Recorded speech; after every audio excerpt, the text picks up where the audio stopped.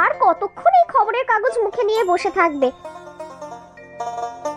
বলি, ও দাদু, এবারে খেয়ে নাও, আমার তো অন্য বাড়িতে কাজ আছে। কি বলিস রে বাপু, সারাদিন এত চিৎকার করিস কেন? চিৎকার করি কি সাত করে? তুমি কি কানে শোনো কিছু ঠিক করে? বয়স হলে হয় একটু, কানে একটু কম শুনি আর চোখেও কম দেখি। তবে তা বলে এত বকাবকি করবি আমায়? ও দাদু, এবারে চলো, খাবার টেবিলে বসবে। তোমাকে খাইয়ে দাইয়ে আবার ও বাড়িতে ছুটতে হবে বাসন মাজার জন্য। বউটা তো জানো দাদু, কিচ্ছুটি করে না। দাদা বাবু অফিসে চলে গেলে কুম্ভকর্ণের মতন শুধু শুয়ে শুয়ে ঘুমোবে। তুই থাম তো বাপু, পরের হাড়ির খবরে আমার কোনো কাজ নেই।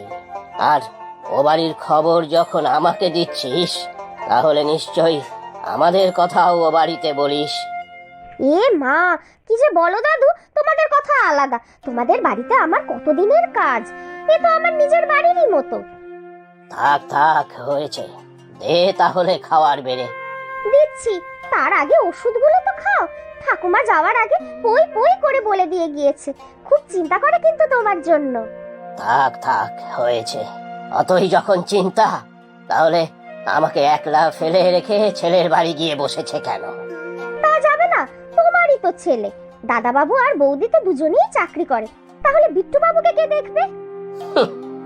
ওদের বাচ্চা দেখাশোনার জন্য ওরা ডাকলো, আর তিনিও ড্যাং ড্যাং করতে করতে চলে গেলেন।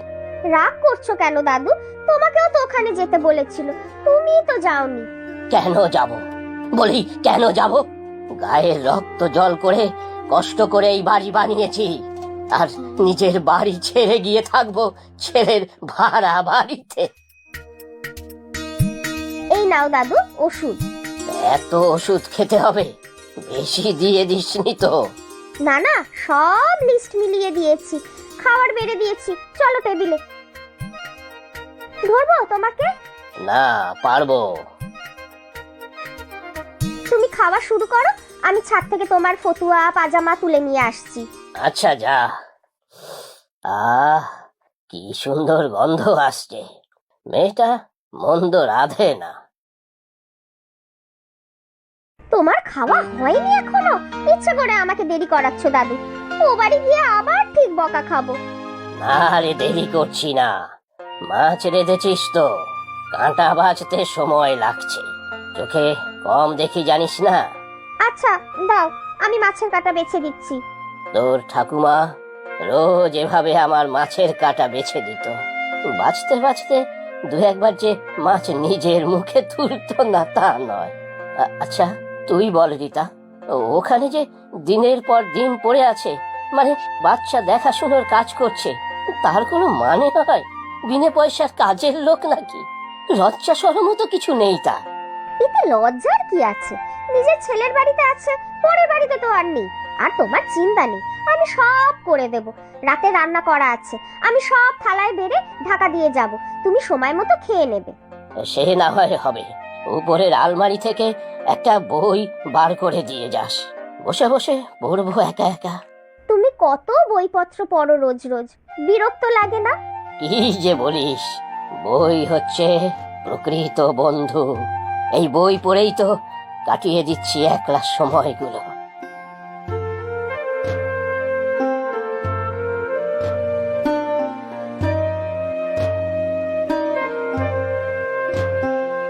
কি রে রীতা, এই তোর আসার সময় হলো? কটা বাজে দেখেছিস? একটু দেরি হয়ে গেল বৌদি, আমি এক্ষুনি সব করে দিচ্ছি। ও বাড়ির দাদুটা একা আছে তো, তাই খাইয়ে দিয়ে বাসনগুলো ধুয়ে রেখে এলাম। বুড়ো মানুষ। কেন, বুড়ি কোথায়? খুব অহংকার বুড়ির, ছেলের বড় চাকরি তো। হ্যাঁ, দাদা বাবুর অনেক বড় চাকরি শুনেছি, ঠাকুমাই বলতো। অনেক বড় বাড়ি ভাড়া করে দিয়েছে অফিস থেকে। ঠাকুমা তো এখন ওখানেই আছে। বৌমা তো শুনেছি চাকরি করে। হ্যাঁ, ছেলে ছোট তো, তাই ঠাকুমা গিয়েছে নাতিকে সামলানোর জন্য। এত বড় লোক যখন, তখন বউটার চাকরি করার কি দরকার? আমার তো চাকরি করবো ভাবতেই গায়ে জ্বর আসে। পরের পয়সায় খাবো দাবো ঘুমাবো, ব্যাস, আর কি চাই? সত্যি বৌদি, তোমার কপাল খুব ভালো। দাদা বাবু তো তোমাকে কিছুই করতে দেয় না। আর আমাকে দেখো, গায়ে গতরে কাজ করে মাসের শেষে যা পাই সবই কেড়ে কুড়ে নিয়ে নেশা করে আমার স্বামীটা। কি আর করবি বল, গত জন্মের পাপ, বুঝলি, গত জন্মের পাপ। কি গো দাদু, আজ চুপ করে বসে আছো যে? খবরের কাগজ পড়া হয়ে গিয়েছে? না, পড়বো না, ভালো লাগছে না। শরীর খারাপ নাকি দাদু? জ্বর হয়নি তো? আচ্ছা বল তো রিতা, কি দোষ করেছি আমি? সারাটা জীবন খেটেছি সংসারের জন্য, বুকে করে আগলে রেখেছি সবাইকে, আর আজ দেখ আমি একা, এত বড় বাড়িটায় ভূতের মতো পড়ে আছি। সবাই থাকতেও আমি নিঃসঙ্গ। তা কি করবে দাদু? দাদা বাবুর বদলির চাকরি, তাকে তো বাইরে যেতেই হবে, আর তার পরিবার তো তার সঙ্গে যাবেই। সে তো বুঝি রে, তাদের সবারই কত কাজের চাপ, বাচ্চাটারও তো ভবিষ্যৎ আছে। এইখানে পড়ে থাকলে হবে না, তাও জানি, তবু মন মানে না রে। ঠাকুমা ফিরে আসো, তারপর দেখবে সব ঠিক হয়ে যাবে। তুমি বসো, আমি আদা দিয়ে 1 কাপ চা করে দিচ্ছি তোমাকে। তা দে। আচ্ছা শোন, তোর বরের যেন কি নাম? যতীন। কেন দাদু? কাজকর্ম আছে কিছু এখন? সেইভাবে তো কিছু করে না, যখন যেমন কাজ পায়। কাল নিয়ে আসিস তো, আমার ঘরের কিছু কাজ আছে, করাবো ওকে দিয়ে।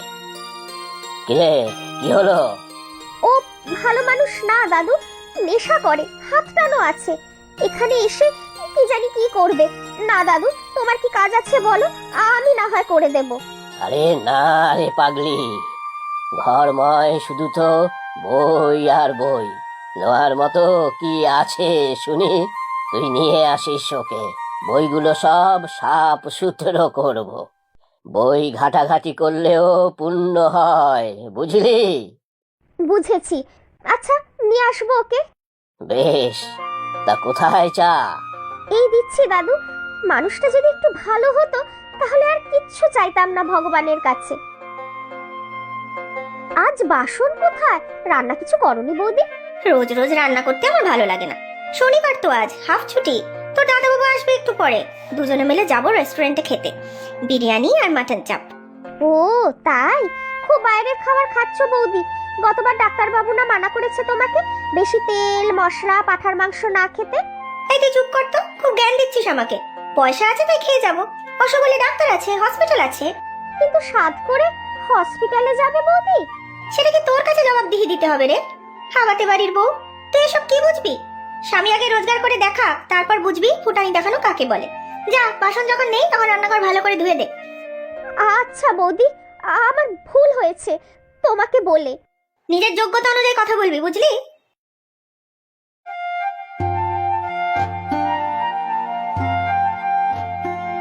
এই যে দাদু, আমার স্বামী।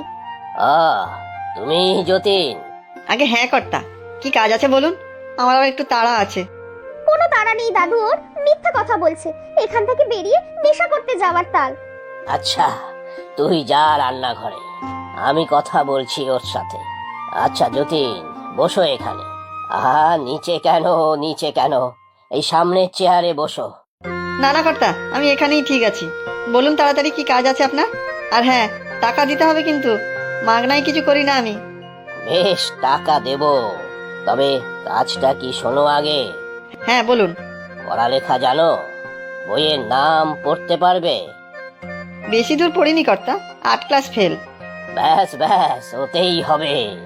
এই যে আলমারিতে যত বই দেখছো সব নিচে নামাও, তারপর ঝাড়ু পোছা করো। পারবে তো? শুধু ঝাড়পোছ করা সে পারবো। তারপর নাম দেখে দেখে জায়গার বই আবার আগের জায়গায় রাখতে হবে। আচ্ছা। নাও, তাহলে শুরু করে দাও।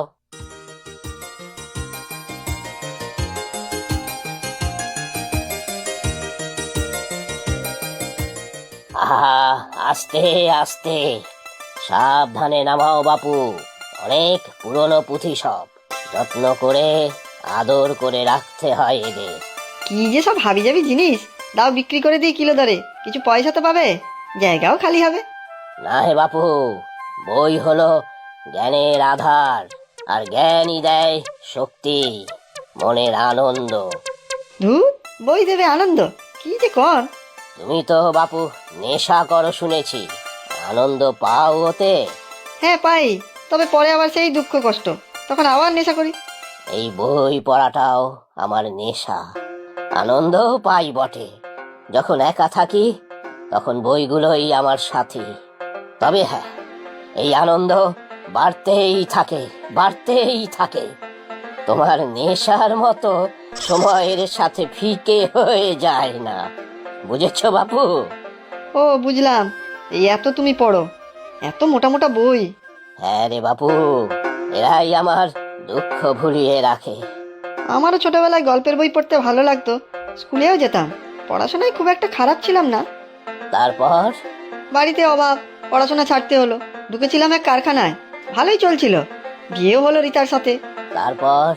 ম্যানেজারটা সহ্য হলো না, মিথ্যে কথা বলে বলে মালিকের মন বিষিয়ে দিয়েছিল।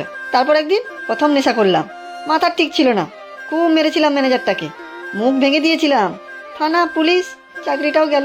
বিশ্বাস করো দাদু, আমি এমনটি ছিলাম না। বুঝলাম, তবে তাতে কি? একজনের উপর রাগ করে নিজের জীবন নষ্ট করতে আছে, আর সেই বা তোর কে? কেউ না, তোর আপন তো রীতা, তার কথা তো ভাববি।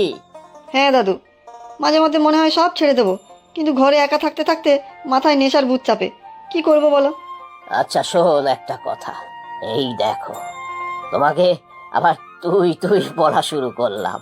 না না, তুইই বলো, কি বলছিলে তা বলো। কাল থেকে রোজ আয় আমার বাড়িতে, টুকটাক কাজ করবি আর বইগুলো পড়বি। আমাকে ডাকবে বাড়িতে? ভেবে দেখো, আমার কিন্তু চোর বলে বদনাম আছে।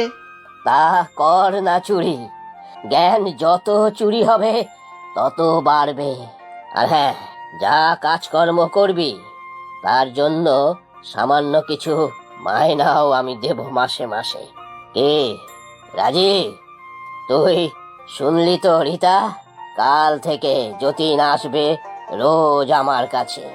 তোর দুঃখের দিন শেষ, বুঝলি রে পাগলি? তোর ঠাকুমাও ফোন করেছিল, আসবে কাল। ছেলে, বৌমা আর নাতিও আসবে 1 সপ্তাহের ছুটিতে। কি হয়েছে বৌদি? শরীর খারাপ? মরে যাবো রে আমি রীতা, মরেই যাব। কি বলছো তুমি? এসব কথা মুখে এনো না গো বৌদি, পাপ লাগবে। পাপ তো আমার লেগেইছে, সেদিন কত কথা বললাম তোকে, ভগবান আমাকে শাস্তি দিয়েছেন রে। আগের কথা ভুলে যাও বৌদি, তোমার কি হয়েছে বলো, সব ঠিক হয়ে যাবে, আমি তো আছি। কোমরে খুব ব্যথা, উঠতেই পারছি না, ডাক্তার 7 দিন বিছানায় শুয়ে থাকতে বলেছে, ওজন কমাতে হবে, সব খাওয়া বন্ধ, শুধু নিয়ম করে খাওয়া আর ওষুধ, ব্যথা কমলে এক্সারসাইজ। ও, এই ব্যাপার। কিচ্ছু চিন্তা করো না বৌদি, আমি তোমার সব করে দেব। তারপর দেখবে ব্যায়াম করিয়ে তোমাকে একেবারে ছিপছিপে করে দেব। তুই খুব ভালো মেয়ে রে রীতা।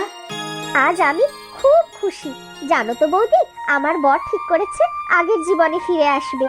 দাদুর বাড়ির ঠাকুমা আর দাদা বাবুও ফিরে আসছে।